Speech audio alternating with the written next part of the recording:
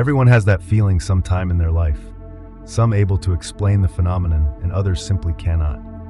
That unknown feeling of someone or something watching you.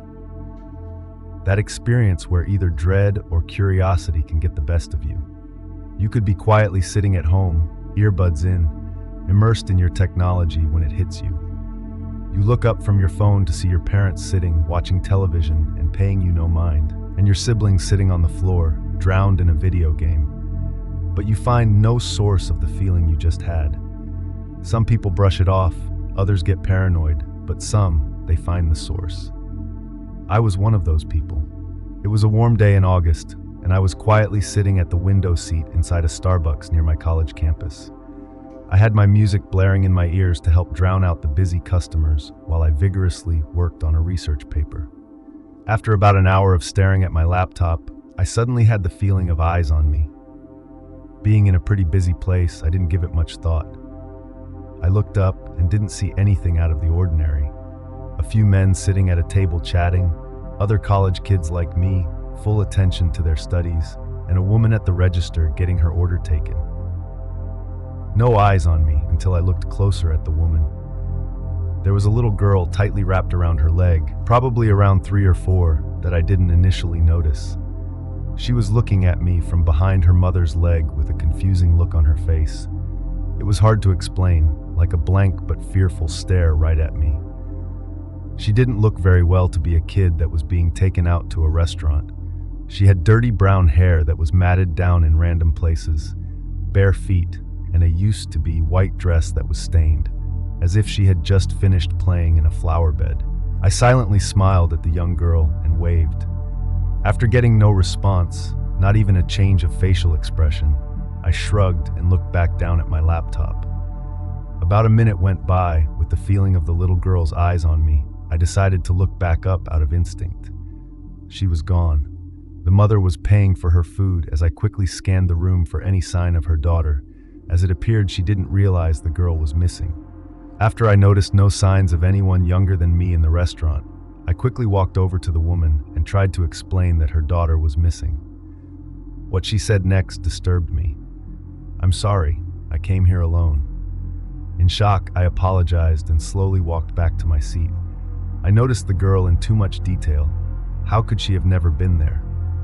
After being certain the girl was not in the building, I started to rationalize it as just being a daydream I had that slipped into reality. I had been staying up late worried about this paper. I regained my composure and decided to just forget about it. 30 minutes went by before the feeling came back.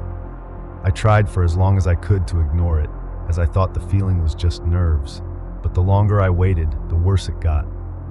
Eventually, I couldn't take it. I snapped my head up and basically fell out of my chair when the brown-headed girl appeared in the seat directly across from me, with that fearful stare in her eyes. I let out a scream as I tumbled to the ground. But when I looked back up from catching myself, the girl was gone once again. The eyes now on me were that of everyone else's in the cafe, but the girl was nowhere in sight. Being just as embarrassed as I was frightened, I grabbed my stuff and quickly walked out and back towards my dorm. I was still trying to wrap my head around what happened when I suddenly saw her once again. Across the road behind a light post, in the back seat of a passing car, even through a window in the back of a shop, that girl was standing, constantly staring at me. The feeling of dread stayed over me until I was safely back in my dorm room with the door locked behind me. Finally, I passed out from exhaustion onto my bed. The next day, I woke up to the news blaring on my television. Apparently, a man had been arrested right outside the Starbucks I was just in. Reporters stated that a group of kids were walking down the sidewalk when they noticed a man sitting in his parked car and fully focused on the restaurant with a large camera. The kids slowly walked by and peered inside his car. Behind the passenger seat of the car, they could plainly see some nylon rope, a large roll of saran wrap, and the glistening of a large butcher's knife. They quickly walked off and called the police as soon as they could to investigate. When police arrived, they found the objects, took the man's camera, and shortly after, took him in for questioning. The man had apparently been taking pictures all day of girls walking down the street and in the restaurant. They quickly showed some of the photos, and my heart sank as I saw a picture of myself sitting on my laptop, getting up to talk to the woman at the register, falling out of my chair, and leaving the restaurant. Those were the last photos he had taken before he was caught. In no time, they found out that the man had just recently been released from prison after serving a 25-year sentence for the kidnapping and murder of a 3-year-old girl named Annette Smith. They showed a picture of her, and the same feeling came back as before. The picture was taken before her death, and she was standing barefoot in a field with long brown hair and a beautiful white dress.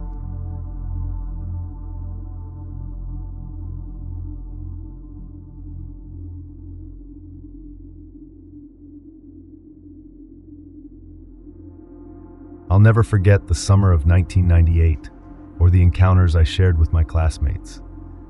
When I was 10 years old, just 2 weeks into the beginning of the school year, the entire 5th grade was taken on a special week-long camping trip to Camp High Hope in Indiana. Being 10 years old, the idea of spending a week away from home without any parents or siblings, just friends and the other kids from school, was one of the coolest experiences you could ever hope for as a child. The bus arrived at the camp after about 3 hours on the road, and despite the relatively short ride, we were all tired. It was just noon, and we wanted nothing more than to rest. The 3 classrooms were divided by gender, as one would expect. The boys had their cabin on one end of the camp, and the girls had their own on the opposite end. It was a rule that no boys were allowed to enter the girls' cabin, and no girls were allowed to enter the boys' cabin. The teachers, who were chaperoning the camping trip, kept this rule strictly enforced. After settling in and having lunch, we were introduced to the activities we'd be participating in during our week at camp. Horseback riding, archery, painting, tracking, canoeing, bonfires, ghost stories, everything you'd expect at camp. But the one thing everyone was the most excited about was playing flashlight tag in the woods, in the pitch black dark of night. The night before the game was to begin, our camp counselors took us on a tour of the entire property that the camp was situated on.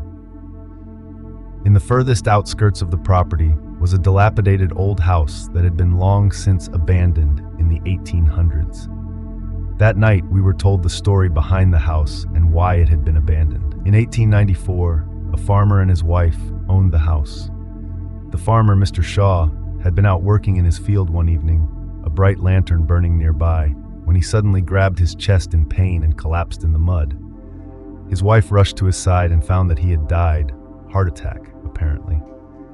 With the sun setting and with no one else on the property, Mrs. Shaw left her husband's body alone as she ran to the nearest neighbor to seek help. Upon returning to their farm, they discovered that Mr. Shaw's body had disappeared. There was no sign of a struggle, no footprints leading to or away from where the body had lain, with the exception of Mrs. Shaw's footprints from earlier. Stranger still, there were no drag marks in the mud, and no sign that Mr. Shaw's body had perhaps rolled away from the muddy field down the hill. The neighbors organized a search for his body the next morning. The nearby marsh was dragged for his possibly sunken corpse, and the woods were thoroughly searched for signs of scavengers who may have taken his body for a meal. No sign of Mr. Shaw was ever found. No explanation was ever given. A week after Mr. Shaw mysteriously vanished, Mrs. Shaw reported seeing a glow coming from the woods, the glow very reminiscent of a lantern. She called out to the figure roaming the woods, but no one ever responded. The figure crept closer and closer to the property with each passing night, causing Mrs. Shaw to fear for her life. The neighbors agreed to stake out the property and identify this unknown figure, but their efforts were for naught. After the figure appeared in the tree line, a painful wail that couldn't possibly come from any man emanated from the woods. The wail grew louder in sound and ferocity as it approached the house and the widow, Mrs. Shaw. A frightful, ear-piercing scream caught the attention of the patrolling neighbors, who recognized Mrs. Shaw's voice. Rushing to the house, they found Mrs. Shaw dead on the floor. Her eyes were wide with fright, and her mouth was frozen in a perpetual scream. Muddy footprints were found inside the house, leading to where Mrs. Shaw had been standing, but there were no footprints leading back outside. Searching the house for any intruders, the neighbors found no one and nothing out of place. Mrs. Shaw was laid to rest in the small village cemetery, and the figure in the woods continued to haunt and stalk all the homes near the tree line. All of those who attempted to move into the former Shaw residence reported a sense of being watched and threatened. No family ever lived in the house for more than a month before being scared away. The house fell to ruin, and the property was believed to be cursed, completely uninhabitable by any mortal creature. Needless to say, the ghost story frightened us all considerably. Even the boys were shaken by the eerie tale. That night, all of the girls gathered together to form a strategy for the game of flashlight tag the next night. None of us wanted to go anywhere near the house, especially in the dark. We all agreed to partner up with a friend and never go off the main trail, even if we were about to be found. Still thinking about the story, none of us slept well that night. We all lay in our bunks, our eyes watching the door and the windows, afraid that the boys would attempt to prank us or scare us in any way. Eventually, we drifted off to sleep, one by one. At about 3 a.m., we were all startled awake by the sound of twigs and branches snapping. Our teachers told us not to worry, that it was just a deer being curious about all the new smells and sounds from the cabins. Hesitantly, we tried to go back to sleep. That is, until we heard a pitiful wailing noise coming from the woods. Sitting up in fright, we all turned on our flashlights and wrapped our blankets around ourselves in fear. Again, the teachers insisted it was an animal. They tried to tell us that it was just a coyote who, like the deer, was curious. We didn't believe them, not this time. The wailing grew louder and closer. With each step, a twig snapped and branches shook. Everyone ducked under their covers, trembling with fear. I remember seeing my teachers whispering to each other in the corner. One had grabbed a baseball bat that was hidden in their private quarters of the cabin, while the other had her hands on a flashlight. I watched as my teachers went through the cabin, checking all the windows and the door to make sure they were all closed and locked for the night. Now they were trying to tell us that it was the boys playing a sick joke on us. The wailing grew ever louder, and we became more and more frightened with each passing moment. A sudden knock on our cabin door made us all jump, but no one said a word. My teacher, who was wielding the bat, approached the door and sighed in relief, seeing that it was one of the teachers from the boys' cabin. They stood together on the porch and spoke softly, but we could still hear every word they were saying. The boys' teacher was upset, convinced that the girls' cabin had been playing a prank on the boys by making a howling sound and breaking twigs.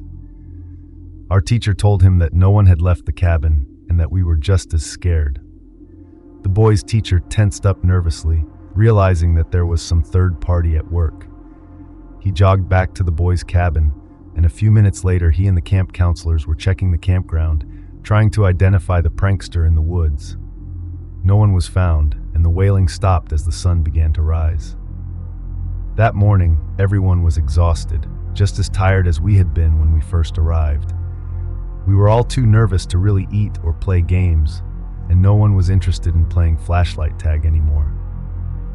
The day went on, and we slowly relaxed, forgetting about the creepy events from the night before. And then evening crept in, and all the fear returned. The teachers and counselors all insisted that there was nothing to fear. We were letting our imaginations get the best of us. They even took extra steps and roped off the trail leading to the old house so that no one would get lost in the woods. The game proceeded and played out just about as successfully as you'd imagine. Everyone was scared stiff and wandered aimlessly on the dark trails, unwilling to walk alone. As a group, the entire camp ended up wandering much further away from the camp than we were allowed, which made the teachers and counselors very angry.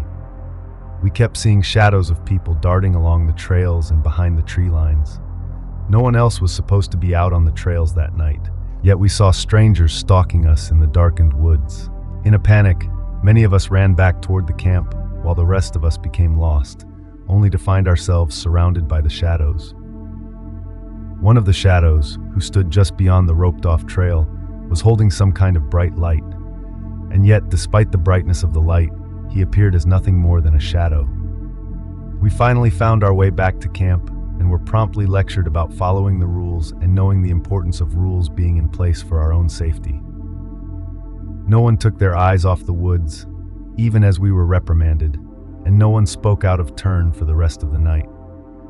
We went to bed early that night, out of punishment, and because the next morning we were going to return home. Too tired to be afraid, we all slept soundly that final night at the camp. The next morning, after packing our clothes and supplies, we prepared to leave the cabin as a group, only to find muddy footprints on the porch of the cabin. Footprints that led to the front door but didn't lead away. The boys' cabin was all the more frightening.